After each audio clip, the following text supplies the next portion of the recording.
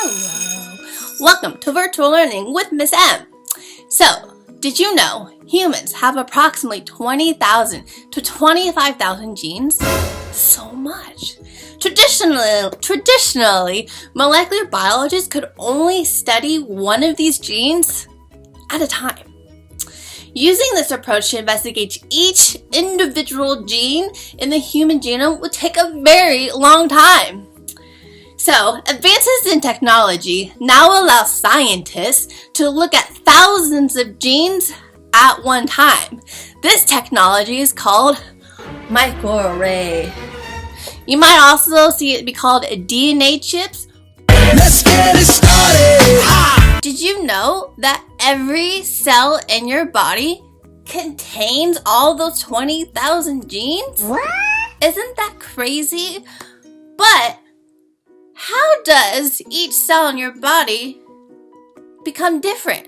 Like, if one cell contained those 20,000 genes, how could a cell differentiate itself from being a blood cell or a nerve cell?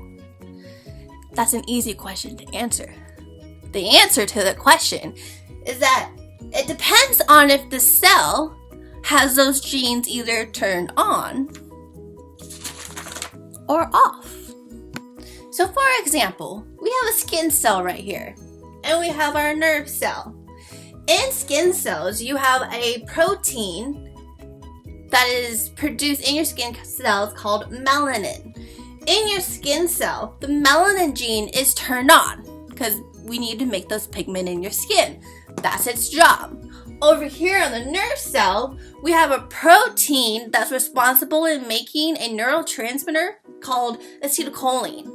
In nerve cells, those genes are turned on because we need the neurotransmitter acetylcholine in order for our nervous system to do its job. Okay? But in both of these cells, again, they contain those 20,000 genes. But only specific ones are turned on, such as melanin for skin cells and the acetylcholine in the nerve cells. They also have the gene for insulin, but they're not turned on, so they're not going to make insulin. When genes are turned on, they produce molecules of mRNA to be transcribed. To bring it back to biology, remember, DNA is a double-stranded molecule, and it contains a base called thymine. If you remember, mRNA is a single-stranded molecule that instead does not have thymine but has uracil in place of it. Microtechnology provides a way to measure the amount of mRNA and determine which genes are turned on and off in a particular sample. Microarray samples allow you to determine whether a particular gene is either expressed more, less, or the same. In the case of this activity, you will be looking at normal healthy lung tissue versus cancerous lung tissues. Determine which genes are turned on to where it needs to be, highly expressed, or working the same way in both normal and cancer cells, or not expressed at all. So here's a nice overview of microarrays. We have normal cells and cancer cells. In normal cells, we are going to build a culture of those normal cells. Those normal cells are then going to produce mRNA that we need in lung cells. Then, from mRNA, we are going to go through a process called reverse transcriptase, which I will explain here in a little bit. But there's a reason why we are going from basically DNA to mRNA back to what we call cDNA, which is basically DNA, but there's a C. The C stands for complementary DNA. It's a DNA that we can use and that can get destroyed because we are so used to protecting DNA. But in order for microarrays to work, we need to use DNA and not mRNA. But we need mRNA to make the cDNA.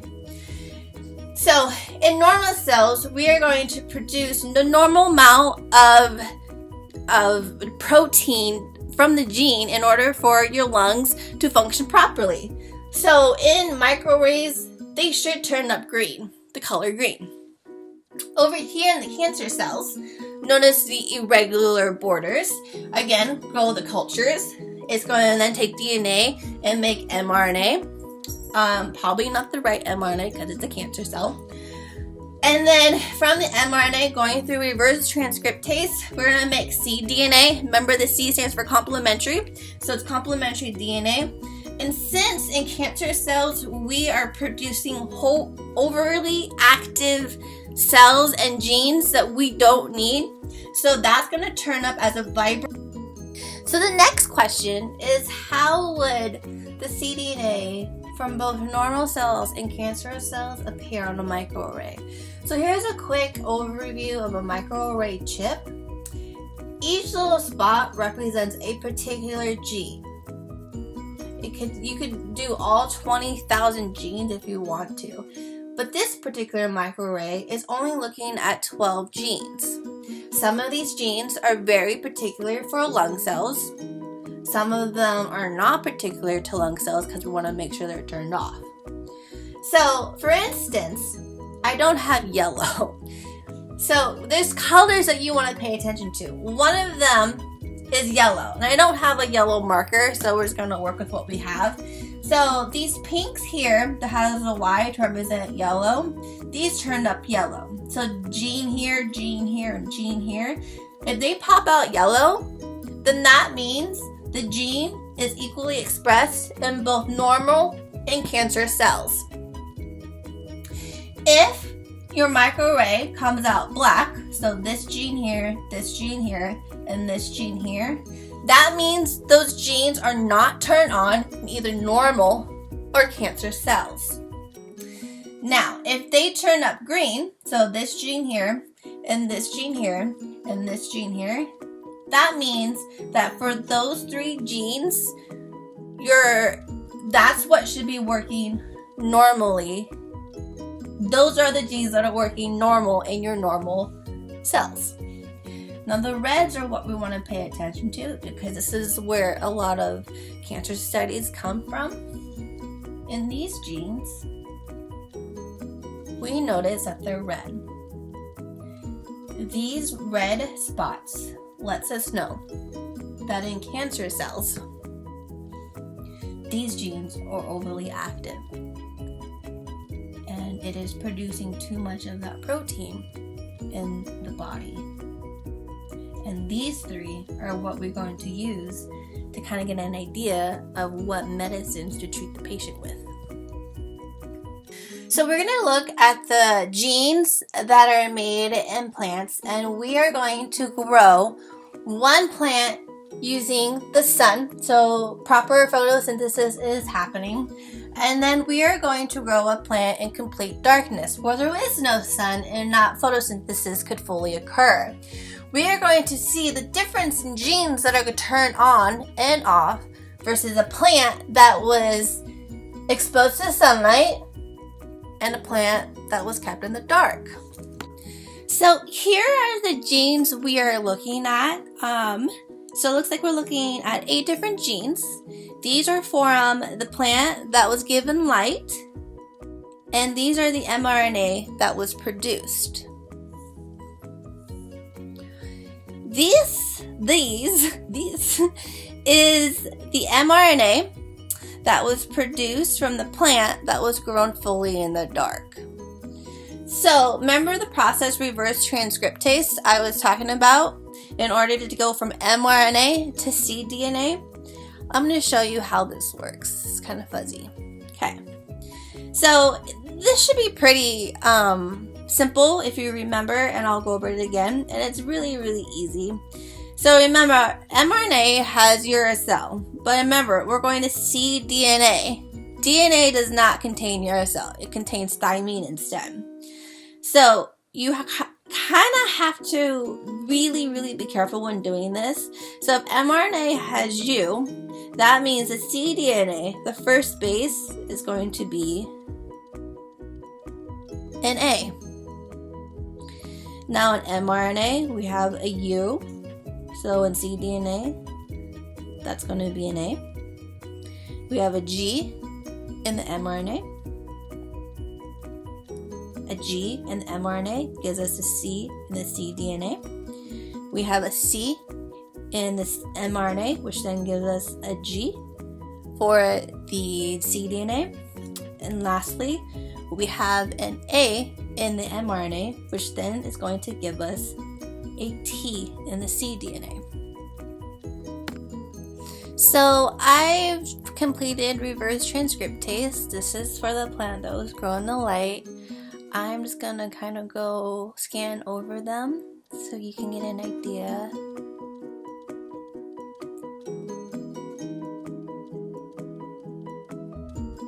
And again, it's just practicing transcription all over again.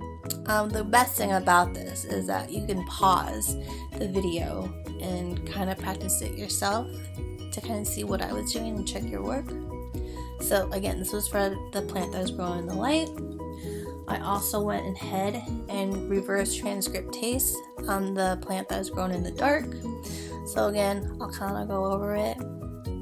You are more than welcome to pause this video and to kind of check your work, see what you did. Okay, so next step is that we have light plant DNA or cDNA, and we have the dark. Now if you remember, light grown, because it was given light, it was able to properly go through photosynthesis. So it was able to make those proteins from those genes properly. So all of that is going to turn out to be green. While the plant that was grown in the dark was not given the sun. So it was not able to go to protein synthesis correctly. So it wasn't able to make genes appropriately. So all of these, more than likely, are going to turn out red. Let it focus. So I actually colored the cDNAs. So we have our normal sun receiving plant whose cDNA are going to be green because they produce the right amount of the protein from the gene. And then over here we have the dark plant, in which their cDNA are considered red because they weren't receiving sun in order to produce the proteins needed. Okay, so I put this to the side. And then here's our makeshift microarray chart. So if you notice, we are going to analyze 1, 2, 3, 4, 5, 6, 7, 8, 9, 10, 11, 12, 13, 14, 15, 16 different genes between the normal plant that was given sun and the plant that was not given sun. So what we're going to do, and what happens, is that it happens really fast, such as I would take all of the cDNA from the normal plant, put it on the microarray, and then wash it with the solution. And whatever sticks will stick. It'll stick because the cDNA is going to be complementary to the DNA that is on the microarray board.